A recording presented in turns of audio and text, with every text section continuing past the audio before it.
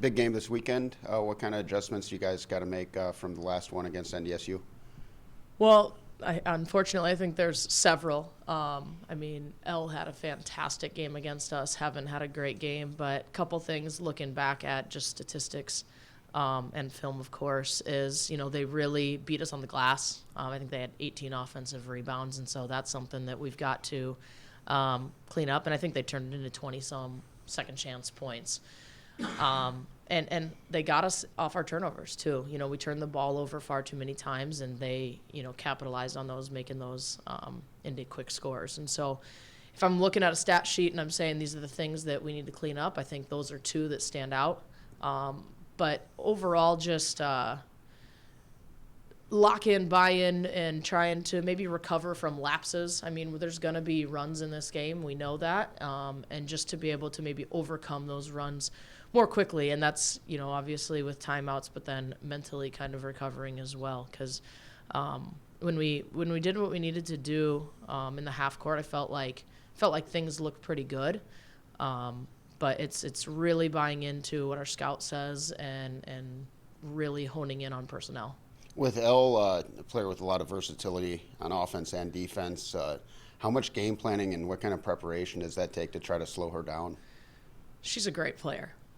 She really is, and she's a tough player to simulate. There's not a whole lot of 6'2" players out there that can attack the rim the way she does and shoot the three. And obviously the game plan has to have her name written all over it in terms of how we're going to stop her. They put themselves in so many ball screens that I think that a lot of it comes down to how are we going to try and neutralize or take the ball screens out of their game plan. What do you think it is about, playing at the Shack? I think they only got like 2 or 3 losses there in the last 2 or 3 years. What makes it so hard? Honestly, they are having a great year no matter where they play, so I'm not sure the Shack or whatever. They're a very, well-coached team. They play incredibly hard. I think they're all really bought into what each of their roles are. But we know it's going to be a loud environment, which honestly we embrace. I don't really care if everyone's yelling at us and against us. I think it's fun to play in. So, they've built a little bit more of a following here in the last couple of years, but, they're confident in their gym. And so we're going to need to be ready for them to, shoot it well and be ready to defend it.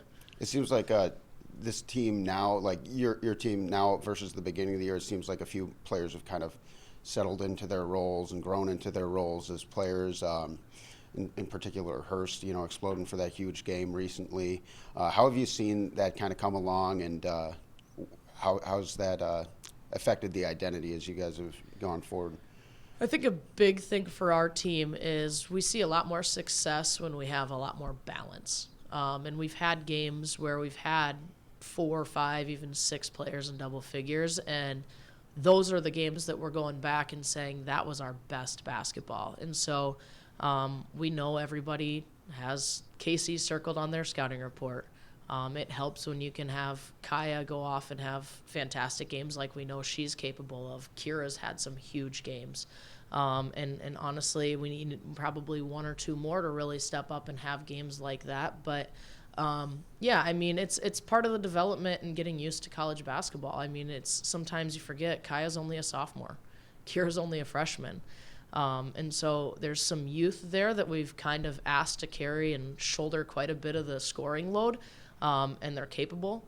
But sometimes it just takes time for consistency.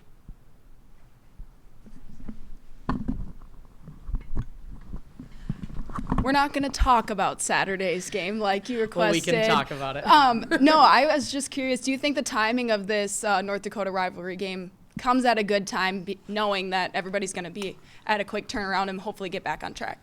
Yeah, well, honestly, to have one game this week was probably good, too. To have a little bit of time, you can take an extra day off, which was probably good for us. And it's hard not to be locked in when you have NDSU. So I think the intensity in practice, especially today, will rev up quite a bit, and we'll be focused, and we'll make sure that the preparation is there. And it probably is a good time. I will say this is a very difficult way to end the season at NDSU, at SDSU at USD. I mean, we're talking 1-2-4. So not an easy way to end it, but probably good for us. If we want to do well in the conference tournament, we need to have high intensity practices, and to compete with these next 3 teams, you have to have that.